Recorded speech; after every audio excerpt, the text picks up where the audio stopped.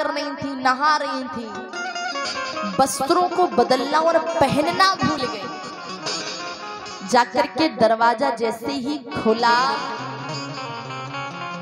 ठाकुर जी को निहार रही है। ठाकुर जी समझ गए ये प्रेम में इतनी डूबी हुई है कि इन्हें अपने शरीर की भी सुध नहीं है।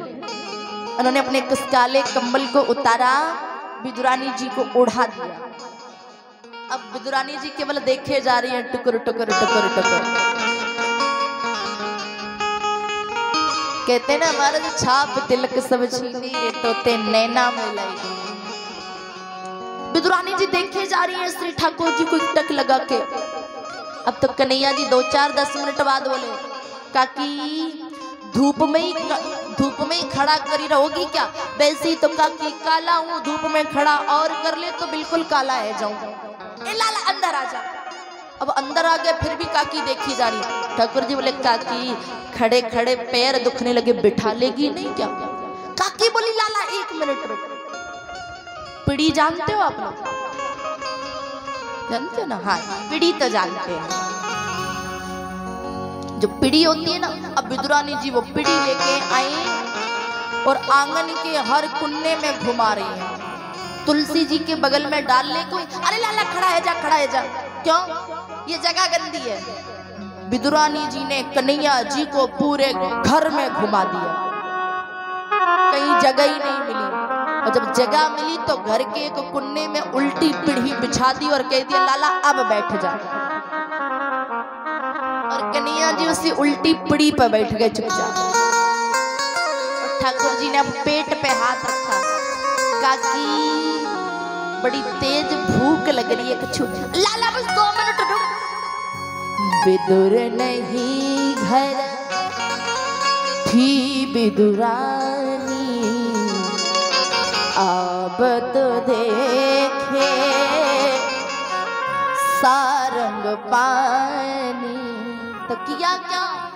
अरे भूली नहीं समावना, ओ भूली नहीं समावना। आज हरि आए विदुरे घर पाहुना। महाराज विदुरानी जी गई, अंदर से केले की गजोर लेके आ गई, केले की ढेर सारे केले लेके आ गए, सामने रख दिया, लखा। अब तो ठाकुर जी ने केले को उठाया, ला ला ला तू बैठ, मैं छील के खिलाऊं, तू बैठ मैं खिलाऊं अपने हाथ से। विदुरानी जी देख ठाकुर जी को रही है, छील केले को रही है।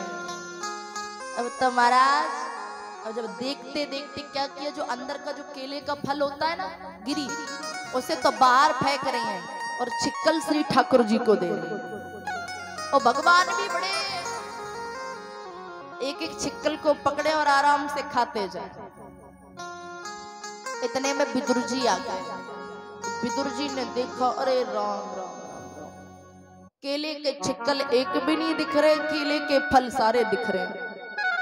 जब गौर से देखा तो आधा केला ठाकुर जी के मुंह में, आधा केला हाथ में। अब तो भैया विदुर जी ने विदुरानी को बड़ा डांटा, केले का छिक्कल छुटा लिया और विदुरानी से कहा, रे देखो अक्कल नहीं है क्या? वो परमपिता परमात्मा, वो ठाकुर पहली बार हमारे घर आया, तूने केले का छिक्कल खिला दिया, डांट दिया। विदुर जी कन्हैया से, लाला केला तुम दे, छिक्कल तुम दो। एक कटोरी लेके आए विदुर जी, उसमें माखन निकाला, उसमें ऊपर से पिसी हुई मिश्री डाली, चम्मच लगाई और कहा, लाला अब पाओ। ठाकुर जी ने पहले तो बड़े बुरे मन से उस मक्खन को देखा, तो मक्खन को देखा, अब कहा, लाला खाओ। जब खाने को कहा, ठाकुर जी ने कटोरी उठाई, एक चम्मच में थोड़ा सा मक्खन लिया और जैसे ही खाया तो ठाकुर जी ने बोल दिया, काका बुरी ना मानो तो एक बात बताऊं? बोले क्या? बोले जो स्वाद, क्या कहा?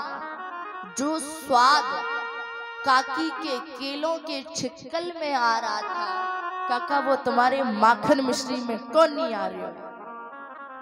नहीं आ रहा। जानते हो क्यों? भगवान को तुम्हारा माखन मिश्री पसंद नहीं है, भगवान को तुम्हारा 56 प्रकार का भोजन पसंद नहीं है, ठाकुर जी को तो केवल प्रेम पसंद है। तभी तो कहते हैं सबसे ऊंची प्रेम सगाई। क्या है सबसे बड़ा? सबसे ऊंची प्रेम सगाई। दुर्योधन की मेवा त्यागी। क्या किया? दुर्योधन की मेवा त्यागी। साग बिदुरी घर खाई हो, साग बिदुरी घर खाई। सबसे ऊंची प्रेम सगाई। प्रेम की बसे पा रथे रथे हाँ क्यों, प्रेम के बसे पा रथे रथे हाँ क्यों। भूल गई ठकुराई हो, भूल गए ठकुराई।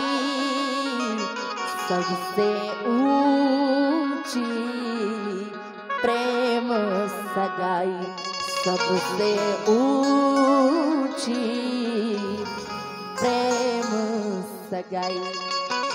बोल वृंदावन बिहारी लाल की जय। जैसे सबसे ऊंची प्रेम सगाई है ना, वैसे गर्मियों में कूलर और एसी सबसे बड़ी है।